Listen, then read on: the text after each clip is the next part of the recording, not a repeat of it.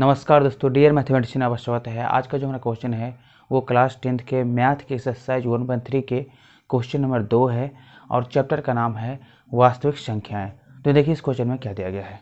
यहाँ देखिए क्वेश्चन में दिया गया है कि सिद्ध कीजिए कि 3 + 2√5 एक अपरिमेय संख्या है। तो यहाँ पर जो है क्वेश्चन बोला जा रहा है कि हम लोग को जो है सिद्ध करना है कि ये 3 + 2√5 जो है क्या है, तो एक अपरिमेय संख्या है।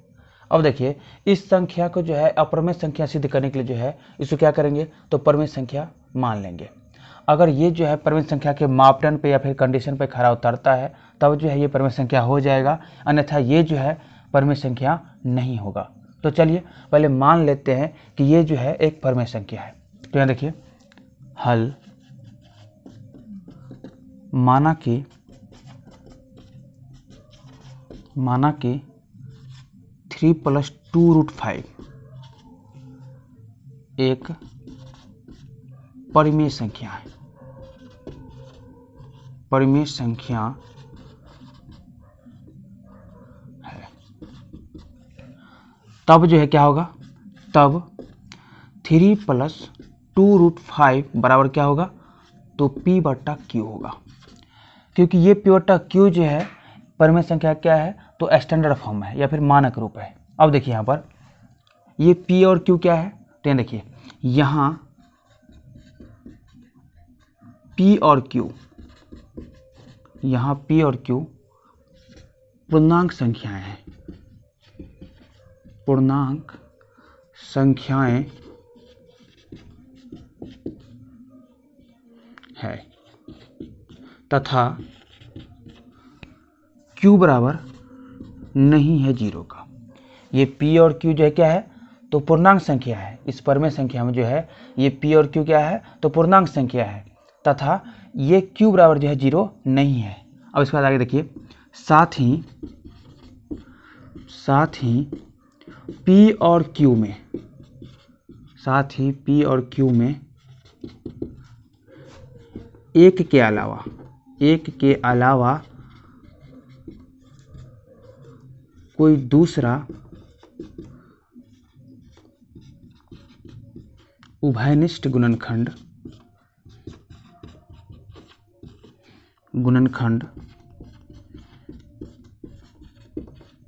नहीं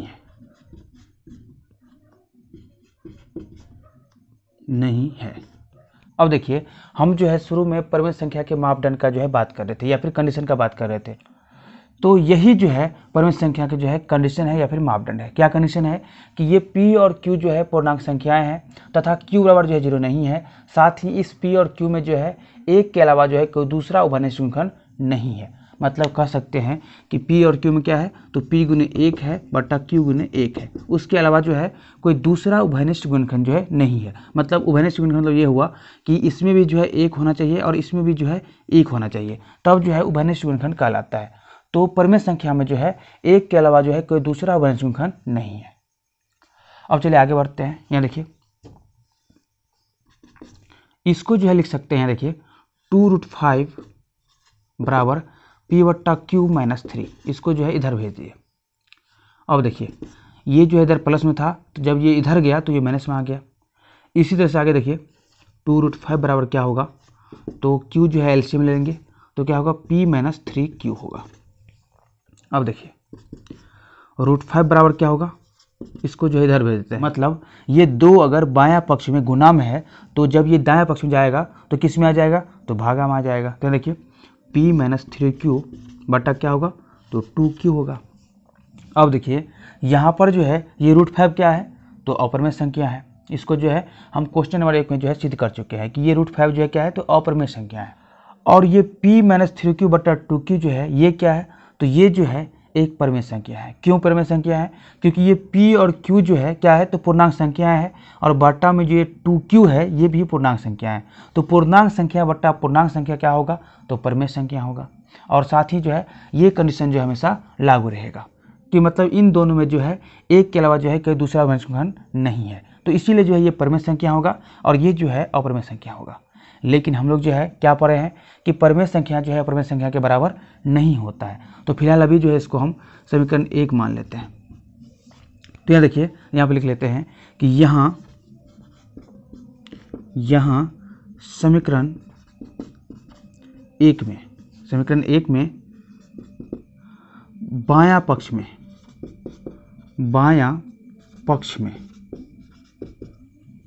√5 एक अपरिमेय संख्या है।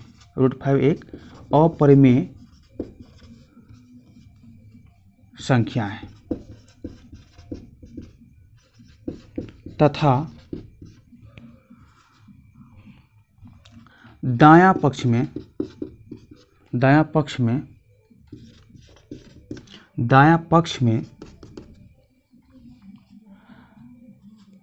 अंश में क्या है, तो अंश में p-3q तथा हर में क्या है, तो 2q है, हर में 2q है तथा दायां पक्ष में अंश में p-3q तथा हर में 2q है, जो पूर्णांक संख्याएं है। इसीलिए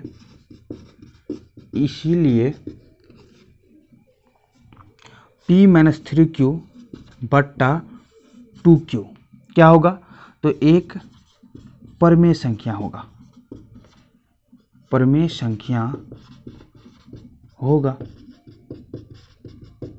अब देखिए ये p-3q बट्टा 2q जो है परिमेय संख्या होगा कैसे, तो इसके लिए जो है हम एक एग्जाम्पल लेते हैं। यहाँ देखिए, जैसे कि हम यहाँ पर माने थे p/q माने थे इसको, तो p/q की जगह पर जो है हम 3/4 लेते हैं। यहाँ देखिए p की जगह पर 3 लेते हैं और q की जगह जो है 4 लेते हैं, तो p/q क्या होगा, तो 3/4 होगा।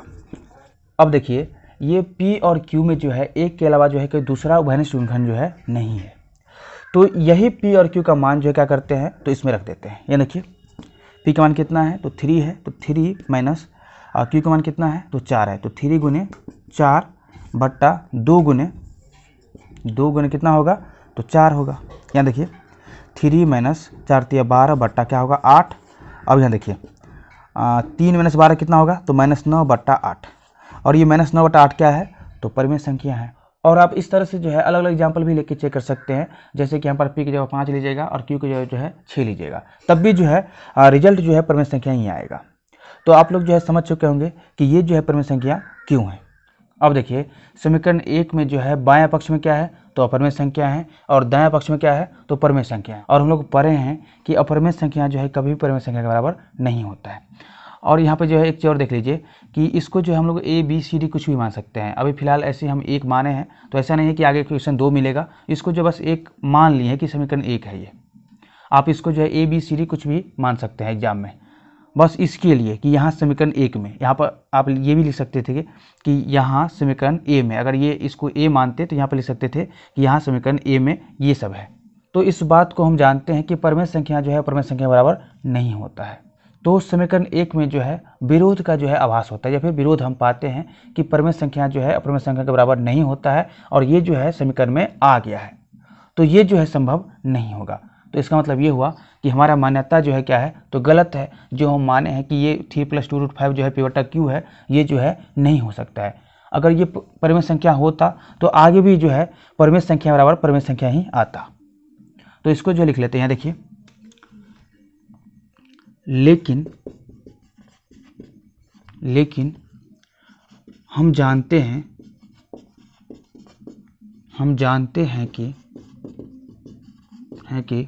कि अपरिमेय संख्या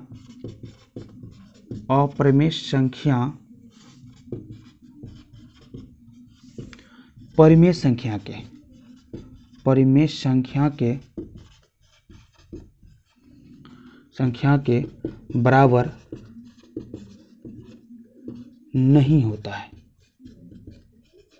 नहीं होता है,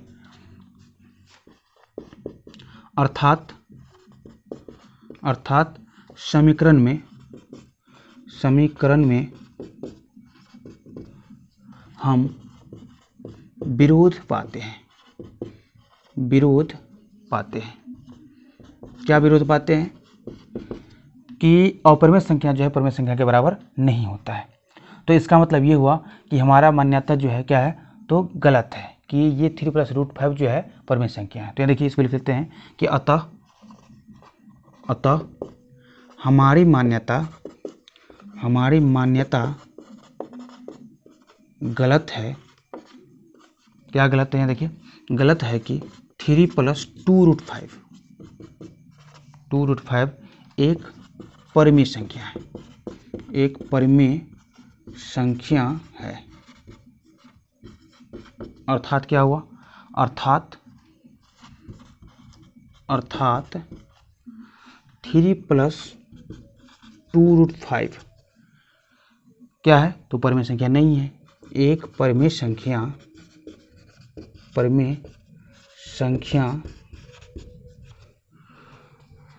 नहीं है। जब ये परिमेय संख्या नहीं है तो ये कौन सा संख्या होगा? तो ये जो है अपरिमेय संख्या होगा। तो इसको भी लिख लेते हैं। देखिए अतः 3 + 2√5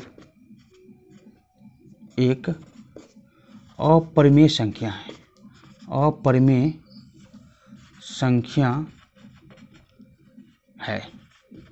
तो ये जो है सिद्ध हो गया। तो हम उम्मीद करते हैं कि आपको जो है इस क्वेश्चन सॉल्यूशन बहुत ही अच्छा समझ में आया होगा। तो अभी के लिए इतना ही। इस वीडियो को ज़्यादा से ज़्यादा शेयर कीजिए और अभी तक इस चैनल को सब्सक्राइब नहीं किया तो सब्सक्राइब कर लीजिए। धन्यवाद।